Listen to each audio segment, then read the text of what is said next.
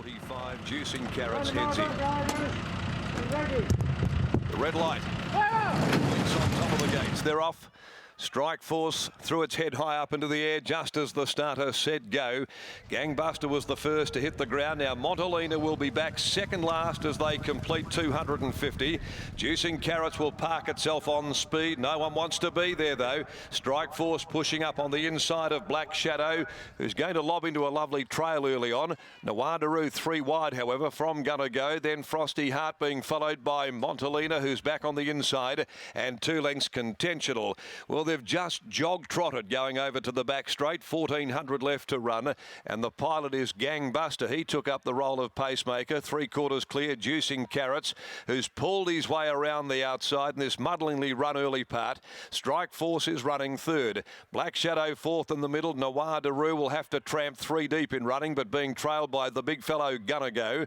Then came Montalina, who's got up on its inside, dropping out Frosty Heart, and Contentional is last of all, 8 lengths from the leader. It's the reigning Boulder Cup winner who dictated terms in that race and saluted and on top here. Goes to the far corner, leaving the back at the 850. Gangbuster 3/4 of a length clear. Running second, Juicing Carrots. Over on the inside to Strike Force.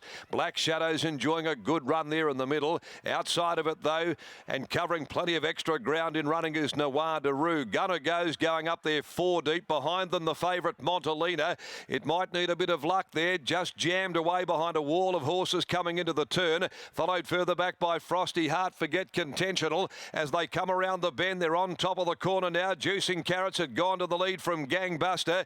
Black Shadow throws down the gauntlet. Gonna Go, let's go. And down the outside is Montalina. Juicing Carrots, Black Shadow. From on the outside, Gonna Go, Montalina. She's trying to lengthen stride and gather them in. Gonna Go reaches the lead though from Black Shadow. Juicing Carrots, Montalina. She's still coming. Montalina comes at Gonna Go. Gonna Go, Montalina. Montalina grabs in. There's the hat-trick. Montalina beat Gonna Go. Black Shadow ran third from Juicing Carrots. Frosty Heart, Strike Force. And then a day back to Nawadaroo. Gangbuster, Contentional had brought up the tail of the field. Montalina has got over the top of them there, the fave.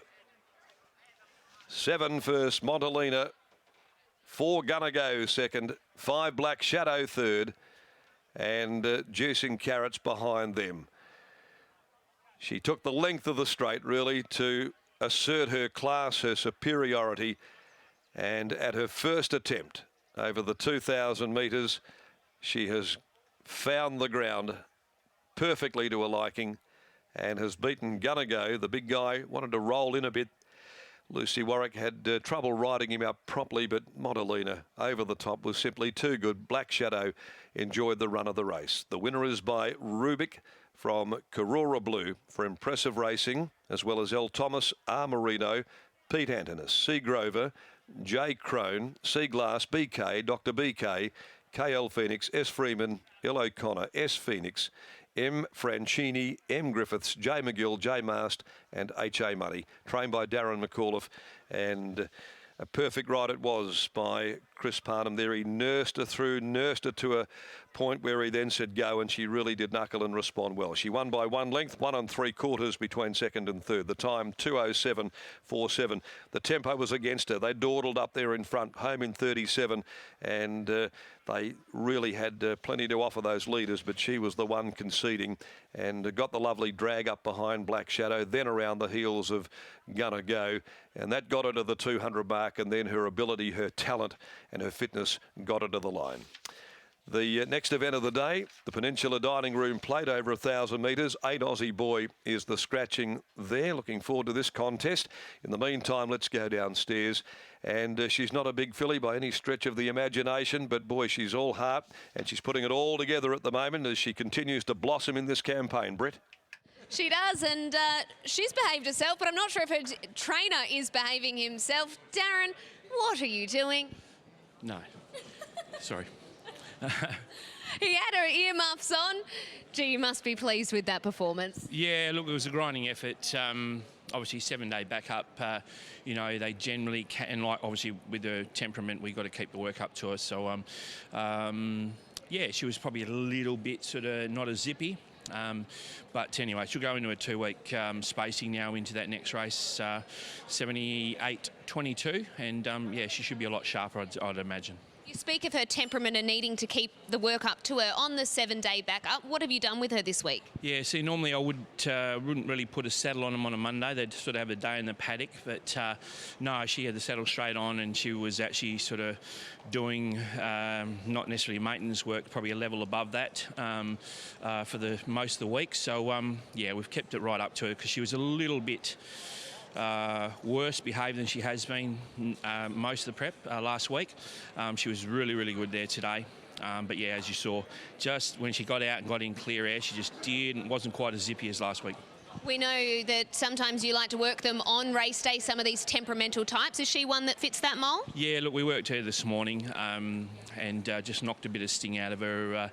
Even though the race on paper did map like there was an enormous amount of speed, I said to a few people, I said, you can bet your bottom dollar that they're going to walk in this, and that's exactly what happened. You know, they'll play ducks and drakes, and I mentioned it to Chris pre-race, and it's exactly what happened. So, but she settled great, got in a bit of a tricky spot, but she sort of extricated herself. But when she got out, she just laboured a little bit.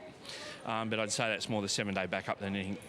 We know that you put her into races over distance, that 1800 at the very early part of her career. What signs had she shown you early that she would be able to get over a journey? Oh, look, her heart rates and respiratory sort of recovery post-work have always indicated, you know, she'll be a 1.5 mile kind of horse. But obviously, with her temperament as being as fiery as she is, we've basically got to walk before we can run. So that's why we've been doing what we're doing. And so far, we're kicking goals. Certainly are. Well done.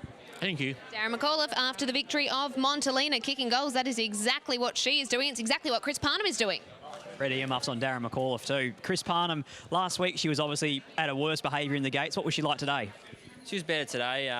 You know, maybe week back up might have helped with that, but yeah, she's just too good again. Coming into the home straight, 3 back to the fence. It was a bit of an awkward spot. Which runs were you eyeing off? Yeah, there's a couple sort of that I could see opening up. I was sort of trying to get inside Lucy, but she was travelling too well, so peeled out and went around her. And sort of when I asked her for the effort, I didn't think I was going to get there initially, but the last 100 metres, that's when she clicked into gear.